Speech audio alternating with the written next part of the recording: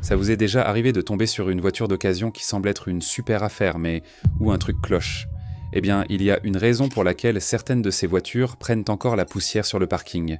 Ce sont les voitures que les concessionnaires n'arrivent pas à vendre, et une fois que vous connaîtrez la vérité, vous comprendrez pourquoi on les évite à tout prix. Allez, on commence. Numéro 10. Tesla Model Y. La Tesla Model Y est peut-être un SUV électrique populaire, mais les modèles de 2020 à 2024 sont bourrés de problèmes qui en font un achat d'occasion risqué. Consumer Reports a donné à ces années une note de fiabilité bien pire que la moyenne, et les propriétaires ont signalé tout et n'importe quoi. Des panneaux de carrosserie mal alignés et des intérieurs qui grincent aux bugs logiciels comme le freinage fantôme, ou la voiture pile sans raison. Il y a aussi une longue liste de rappels, défauts de suspension, dysfonctionnement des feux arrière et même un problème de pompe à chaleur qui pourrait vous laisser sans dégivrage par temps froid. Mais c'est la qualité de construction qui frustre de nombreux propriétaires. On parle de jeux de panneaux irréguliers, de défauts de peinture et même de témoignages de toits qui s'envolent sur l'autoroute. Et puis il y a les réparations coûteuses qui vous font remettre en question vos choix de vie, comme ce propriétaire qui a fait exploser sa Tesla Model S à la dynamite plutôt que de payer 22 000 $ de réparation. La prochaine voiture d'occasion, vous ne devriez l'acheter que si vous comptez la garer dans un garage et ne jamais la conduire. Numéro 9. Land Rover Discovery. Bon, parlons du Land Rover Discovery, autrefois adoré. Eh bien, c'est l'une des voitures d'occasion les moins fiables que vous puissiez acheter de nos jours. Sérieusement, qu'il s'agisse du modèle 2017 ou de n'importe quel modèle, jusqu'en 2024, ce SUV est comme une migraine qui ne passe jamais. Pas étonnant que Consumer Reports et J.D. Power le classent régulièrement parmi les pires, les propriétaires doivent faire face à une multitude de problèmes, qu'il s'agisse d'un véhicule neuf ou d'occasion. L'entretien régulier en ferait sûrement un véhicule fiable, non? Laissez tomber. Les réparations courantes comme la suspension pneumatique ou l'électronique coûtent une fortune, et une fois la garantie terminée, vous êtes parti pour un monde de souffrance. Les problèmes courants comprennent des bugs électriques, des pannes de suspension pneumatique et des fuites de liquide. Ah, et ce système 4x4 sophistiqué? Il adore tomber en panne sans prévenir. Côté sécurité, ce n'est pas beaucoup mieux. Bien sûr, il se débrouille pas mal au crash test, mais les défauts électriques et les pannes de suspension peuvent être dangereux. En fait, il y a même un rappel pour les portes arrière qui pourrait s'ouvrir en roulant. Numéro 8. Ford Bronco Sport. Bon, le Ford Bronco Sport a peut-être l'air robuste et prêt pour l'aventure, mais ne vous laissez pas berner par cet extérieur costaud. C'est une catastrophe de voiture d'occasion qui n'attend que de se produire. Commençons par les moteurs. Les options 1,5 litres et 2,0 litres sont criblées de problèmes. Fuite d'huile? Oui. Consommation excessive d'huile? Carrément. Certains propriétaires ajoutent un quart d'huile tous les 1609 km. Et si ce n'est pas assez grave, il y a le risque de panne moteur catastrophique, où le moteur lâche complètement. Ensuite, il y a la transmission. La boîte automatique à 8 vitesses montée maladroite, hésitante et sujette à la surchauffe. Certains propriétaires ont vu leur transmission tomber complètement en panne avant d'atteindre les 80 467 km et son remplacement peut coûter entre 6 000 et 7 000 $. Oh, ça empire. Le Bronco Sport a été touché par de nombreux rappels, dont un pour des pannes de pompe à huile qui peuvent provoquer un grippage soudain du moteur en roulant. Et n'oublions pas le rappel d'environ 150 000 Ford Bronco Sport, année modèle 2021 pour manque de liquide de frein. La prochaine voiture d'occasion est un modèle qui a été abandonné pour plusieurs raisons justifiées. Ne vous laissez pas avoir par les arguments exagérés des concessionnaires à son sujet. Numéro 7. Ford EcoSport. Le Ford EcoSport, c'est pas juste un mauvais plan d'occasion, c'est carrément un signal d'alarme sur roue.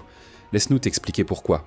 Tu vois, ce Ford EcoSport de 2022, c'est le genre de SUV qui mérite une attention particulière à cause de plusieurs soucis de fiabilité et de conception bien connus. Les proprios et les pros du secteur mettent en avant des gros problèmes avec son moteur 1,0 litre EcoBoost, qui est le même depuis sa sortie en 2018. En plus, un souci qui revient souvent, c'est l'infiltration de liquide de refroidissement dans le bloc moteur, ce qui provoque des pannes graves et même des risques d'incendie. Monte dedans et tu jureras t'être retrouvé coincé dans une voiture de location de 2010. Des sièges étriqués, des plastiques en tout cheap et une technologie d'un autre âge. Niveau conduite, la boîte de vitesse a tendance à passer les rapports n'importe comment, à brouter et à lâcher prématurément. Alors, Faut pas t'étonner si les factures de réparation coûtent plus cher que la voiture elle-même. Si t'as besoin d'être encore plus convaincu, pense au fait que l'EcoSport a eu une note marginale au crash test frontaux décalés côté conducteur de l'IIHS et que le Kelley Blue Book le classe parmi les pires de sa catégorie pour la revente. Numéro 6. Mitsubishi Mirage. Sois super prudent si tu penses acheter la Mitsubishi Mirage de 2022. Son prix d'attaque bas et son coffre correct de 17 pieds cube en version à haillons peuvent paraître tentants, mais cette sous-compacte est bourrée de défauts qui en font un vrai danger sur la route. Le moteur 1,2 litres 3 cylindres est vraiment faiblard, avec seulement 78 chevaux, tellement poussif qu'il faut 13 secondes, une éternité, pour atteindre les 96 km/h. Après, t'as la boîte CVT qui empire le truc en passant les vitesses par à coup, sans réagir, de quoi te rendre dingue en conduite de tous les jours. La sécurité, c'est encore un point noir. La Mirage se débrouille juste avec 4 étoiles au crash test NHTSA. Mais l'IIHS lui a mis des notes marginales à des crash tests importants, en soulignant une mauvaise protection en cas de choc latéral et de choc frontal décalé côté conducteur. Dedans, l'habitacle respire les économies de taux de bouclement de chandelle, des plastiques durs comme du béton, des sièges fragiles et un bruit de la route tellement envahissant que t'as l'impression de conduire une boîte de conserve.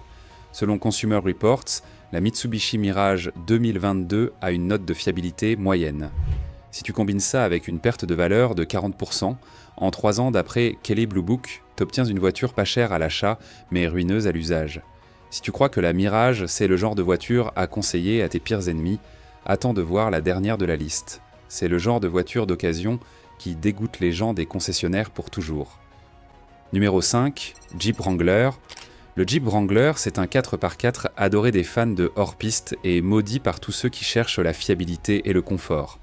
Consumer Reports lui a mis un score de fiabilité hallucinant de 27 sur 100. Rien que ça devrait calmer pas mal d'acheteurs potentiels de Jeep Wrangler d'occasion.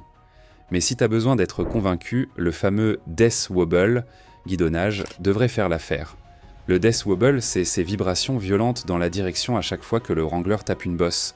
Après, t'as des soucis comme des toits qui fuient entre une suspension raide et inconfortable et des problèmes électriques. Mais le modèle hybride 4xe a des soucis encore pires. La nouvelle version hybride du Wrangler 2021 a eu des rappels pour des arrêts moteurs soudains en roulant et même des départs de feu à cause de la batterie. La solution de Jeep, dire aux proprios de se garer dehors et de ne plus recharger leur voiture jusqu'à ce que ce soit réparé. Sécurité, c'est pas vraiment son point fort. Au crash test, le Wrangler s'est renversé sur le côté lors d'un choc frontal, c'est pas l'idéal quoi. Ajoute des rappels pour des embrayages qui peuvent surchauffer et prendre feu et t'as un SUV aussi risqué que baroudeur. En plus, en achetant un Wrangler d'occasion, tu signes pour un gouffre financier. Les réparations s'accumulent vite quand faut payer des soucis de direction, des suspensions à changer et des réparations électriques. Numéro 4. Volkswagen Jetta. Sur le papier, la Volkswagen Jetta a l'air d'être un bon choix, abordable, un look correct et d'une marque connue depuis toujours. Mais les apparences sont parfois trompeuses. Consumer Report lui a mis un score de fiabilité impitoyable de 25 sur 100. Les propriétaires ont galéré avec plein de soucis et ont bien fait savoir leur frustration. Déjà, les freins. Les plaquettes de frein arrière de la Jetta 2021 s'usent à une vitesse folle, genre parfois en moins de 16 093 à 24 100, 40 km. Ça veut dire que tu vas devoir repasser à la caisse pour des freins neufs bien plus souvent que tu ne devrais. Et si tu le vois pas à temps, c'est un risque pour la sécurité quoi. Après, il y a le moteur. Certaines Jetta ont eu des soucis de fonctionnement irréguliers, de calage et des voyants moteurs qui s'allument sans raison valable. Beaucoup de ça est lié au système d'alimentation en carburant. Et quand tu regardes les soucis électriques, c'est pas la joie non plus. Le système d'infodivertissement peut bugger, les aides à la conduite parfois à dérailler, et il y a eu des signalements de soucis d'airbag. En parlant d'airbag, il y a eu un rappel parce que certains modules d'airbag de Jetta 2021 étaient hors mal soudés. Du coup, les airbags peuvent soit ne pas se déclencher quand ils devraient, soit se déclencher sans prévenir pendant que tu conduis. Les frais d'entretien, c'est encore un truc à part. Bien sûr, la Jetta est présentée comme une voiture abordable, mais quand tu passes ton temps à changer les freins, à réparer des soucis moteurs ou à gérer des problèmes électriques, les économies, elles partent en temps fumé. Avant de te dévoiler les 3 dernières voitures, lâche un like et abonne-toi maintenant. C'est bien le moins qu'on mérite pour t'avoir prévenu pour la dernière voiture de notre liste. Numéro 3. Nissan Frontier. Alors que le Nissan Fortuner plus récent est plutôt un véhicule correct, mieux vaut éviter les anciens modèles. Prends par exemple les modèles 2022 et 2023 qui ont eu un nouveau design mais qui sont restés un sacré bazar. À tel point que Consumer Reports a carrément dit « N'achetez pas ça d'occasion ». Et voici pourquoi. Déjà, le groupe motopropulseur, c'est la cata. Certains proprios ont signalé que leur boîte de vitesse avait complètement lâché, après seulement 2092 km. Faut bien réaliser ça. Et c'est pas juste la boîte de vitesse, les freins sont aussi limites. Imagine ta camionnette qui freine pas quand on a besoin, ou le système de freinage d'urgence automatique qui foire au moment où t'en as le plus besoin. Après, il y a les rappels. Nissan a dû rappeler plus de 200 000 Frontier et Titan à cause d'un cliquet de parking défectueux. En gros, ta camionnette pouvait se barrer même si t'avais mis sur parc. Nissan a conseillé aux proprios d'utiliser le frein de parking comme solution temporaire. D'autres rappels concernent des pannes de caméras de recul et des soucis électriques. Les frais d'entretien, c'est encore une galère. Les réparations de boîtes de vitesse hors garantie peuvent coûter une fortune, et les réparations fréquentes de freins ou de problèmes électriques s'accumulent vite. Bref, le Frontier 2022 à 2023, c'est un pari risqué. Avec ses pannes de transmission, ses dangers pour la sécurité et sa faible fiabilité, c'est un pick-up d'occasion à éviter à tout prix. Numéro 2. Rivian R1T, le pick-up électrique. Rivian R1T est vraiment cool, c'est clair, mais si tu regardes un modèle d'occasion, accroche-toi, il y a de bonnes raisons de le détester. Par exemple, le modèle 2022 a eu un score de fiabilité catastrophique de 22 sur 100 de Consumer Reports, et c'est facile de comprendre pourquoi. Tu vois, les premiers modèles étaient bon bourrés de problèmes. Des logiciels buggés, des finitions qui se décollent et des pannes de batterie. Mais ces soucis semblaient un minime comparé à une raison flippante qui a mené à des rappels importants. Les boulons de suspension pouvaient se desserrer pendant qu'on conduisait le véhicule. Rivian a dû rappeler presque tous les R1T de 2022 pour régler ce souci de suspension, en plus de rappels moins importants pour des trucs comme les capteurs d'airbag et les fixations de ceinture de sécurité. On dirait que le R1T de première année était encore en phase de test bêta. Alors, est-ce que ça veut dire que les modèles des années suivantes se sont améliorés ? Pas vraiment. Le Rivian R, un T de 2024, a eu une très mauvaise note de fiabilité de Consumer Reports car les proprios ont signalé des bugs logiciels, des pannes de batterie, des soucis de recharge et des problèmes de suspension. Numéro 1. Chrysler Pacifica hybride. Ce monospace, c'est un vrai cauchemar niveau fiabilité. Consumer Report lui a mis une note désastreuse de 14 sur 100, ce qui en fait l'un des véhicules les moins fiables aux États-Unis. Et si tu regardes les modèles de 2017 à 2022, surtout 2018 et 2021, fuis à toutes jambes.